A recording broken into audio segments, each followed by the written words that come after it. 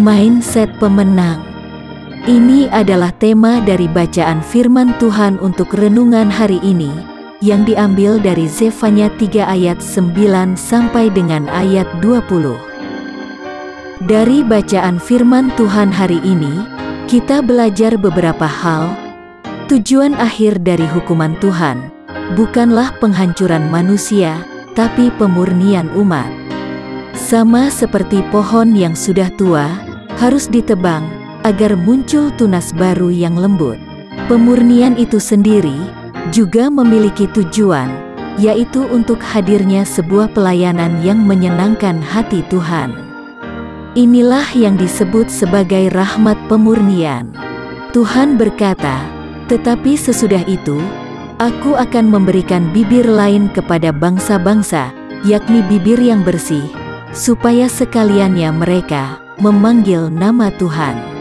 Jadi, firman Tuhan hari ini bukan hanya ditujukan kepada orang Yahudi, tetapi kepada semua orang, semua bangsa-bangsa di dunia, agar dapat memanggil nama Tuhan dengan bibir yang bersih, dan melayani Tuhan secara bahu-membahu.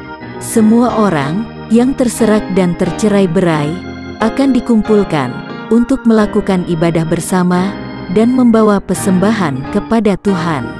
Mereka disebut sebagai sisa-sisa Israel.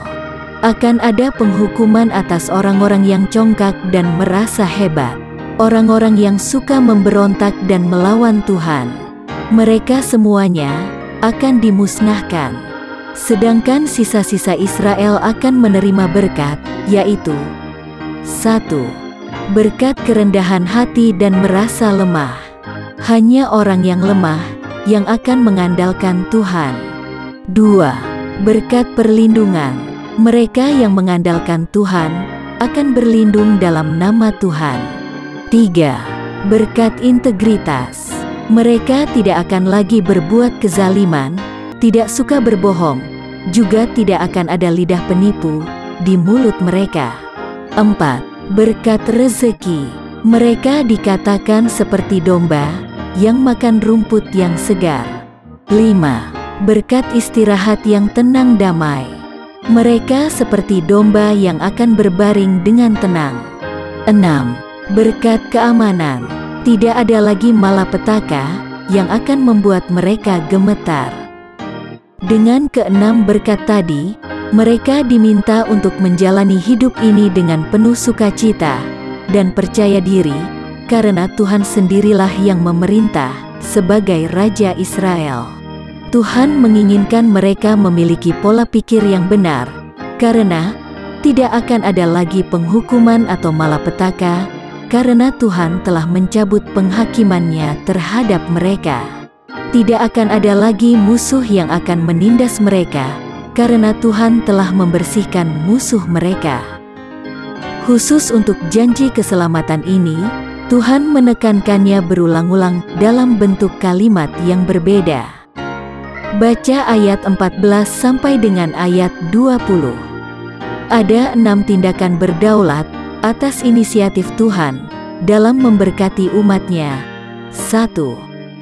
Tuhan menghapus semua celaan dan kesedihan umatnya, yang selama ini tidak pernah beribadah bersama untuk memuji dan memuliakan Tuhan dalam pertemuan-pertemuan raya mereka. 2. Tuhan menghukum semua orang yang telah menindas mereka.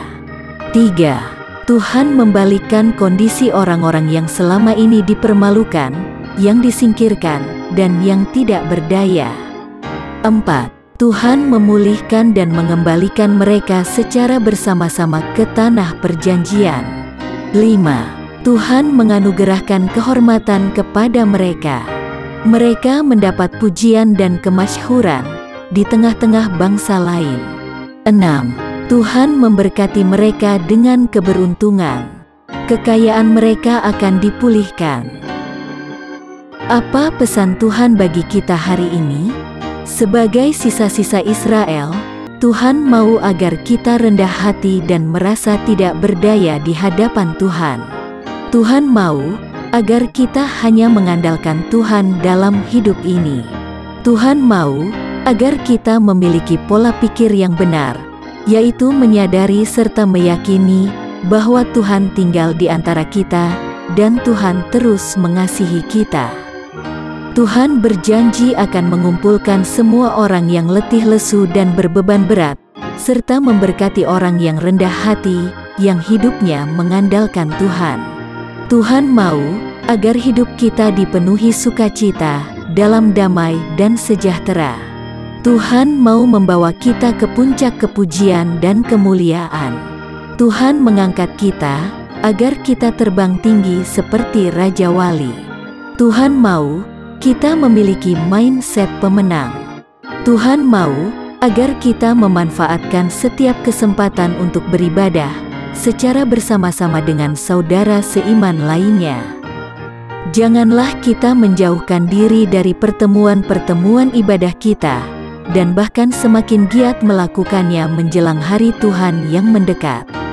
Baca Ibrani 10 ayat 25. Tuhan mau agar kita membawa persembahan dalam peribadahan kita dan juga dalam kehidupan kita. Sebagaimana pesan Tuhan dalam Roma 12 ayat 1, Tuhan mau agar kita mempersembahkan tubuh kita sebagai persembahan yang hidup, yang kudus dan yang berkenan kepadanya. Itulah ibadah kita yang sejati. Yang harus kita aplikasikan dalam hidup kita adalah sebagai berikut. 1. Hidup dengan rendah hati dan mengandalkan Tuhan dalam segala hal. 2. Mengubah pola pikir kita dari pola pikir negatif ke pola pikir positif. Dari pola pikir terindas ke pola pikir pemenang. Dari pola pikir berkekurangan ke pola pikir berkelimpahan. Dari pola pikir negatif ke pola pikir diberdayakan Tuhan. 3. Selalu mengikuti ibadah-ibadah di gereja untuk memuliakan Tuhan secara bersama-sama dengan saudara seiman lainnya. 4. Mempersembahkan tubuh kita sebagai persembahan yang hidup. Doa hari ini. Tuhan Yesus, terima kasih untuk pemulihan kami dan atas berkat-berkat-Mu. Bantu kami agar mampu mengubah pola pikir kami dari yang selalu negatif ke pola pikir yang positif.